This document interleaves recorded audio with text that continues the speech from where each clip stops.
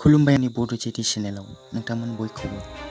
इउएलबि हानजाया न'आव फैबाय, सावरायनायाबो जाबाय आरो बिथांमोना समाजजों गोरोबना खामानि मावनांगौ। लोगोसे बिथांमोननो जि जायगायाव खाबु होनांगौ बेखौ इउपिपिएल सरकारा होलांबाय थागोन, बुंदों बिटिआरनि गाहाय दैदेनगिरि प्रमद बर'आ। एनएलएफपिआ मैया सेथि गायसनथाय फालिबाय। बेजों लोगोसे लोब्बा लाखिनानै एनएलएफपिआ गोरिबारिफोरनि थाखाय थै दान खालामबाय। लोगोसे एनएलएफपिनि सावरायनाया सोलिगासिनो दं। 37 आरो 12 अक्ट'खौ बिथांमोना फेलें खालामबाय, नाथाय फैबाय थानाय समाव थांनानै सावरायनायनि थाखाय सरकारनिसिम खौरां दैथायहरबाय। बे बाथ्राखौ एनएलएफपिनि दैदेनगिरिया बुंदों। बिपिएफनि हेंथायै प्रमद बर'। 17 बोसोराव जाय बिपिएफआ रायजो राजानि जेबो खामानि मावाखै, 8 दानाव जि मोनसे सरकार, बे सरकारनि सायाव आसि थुना बुंनो हानाय जेबो मोन्थाइ गैया। थांनाय 17 बोसोराव बिपिएफआ मा मावनाय बेखौ हिसाब होग्रो। दिनै इउपिपिएलआ 8 दानाव मेडिकेल कलेज गायसनबाय, गोदान डिस्ट्रिक्ट मोननो हाबाय आरो बेजों लोगोसे गोबांखिनि सिङाव माखासे खामानि मावगासिनो दङ। बिटिआर एकर्ड इमप्लिमेन्टेसन जागासिनो दङ। केस उइथड्र जाबाय, गोबां खामानिया जागासिनो दं। बिपिएफआ ससमा गोसोम गानना थानायखाय बेखौ नुवाखै आरो 4 दान नेबाव बिपिएफआ बिनि उनाव बागदावखांगोन।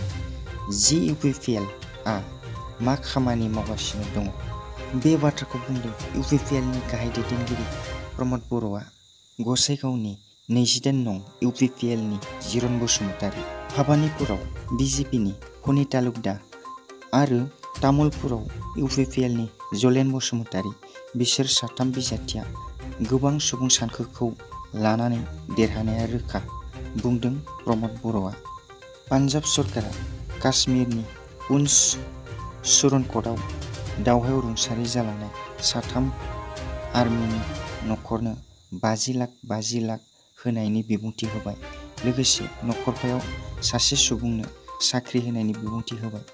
रुंसारिफोरनि मुङा फारियै सुबेदार जसबिन्दर सिंह, नायक मालदीप सिंह, सिपाही गजब सिंह।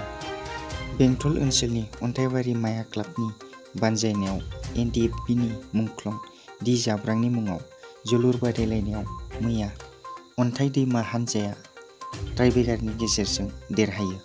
बै जोलुर बादायलायनायाव गाहाय आलासि महरै बिटिआरनि डेपुटि चिफ गबिन्द बसुमतारीया बाहागो लायो।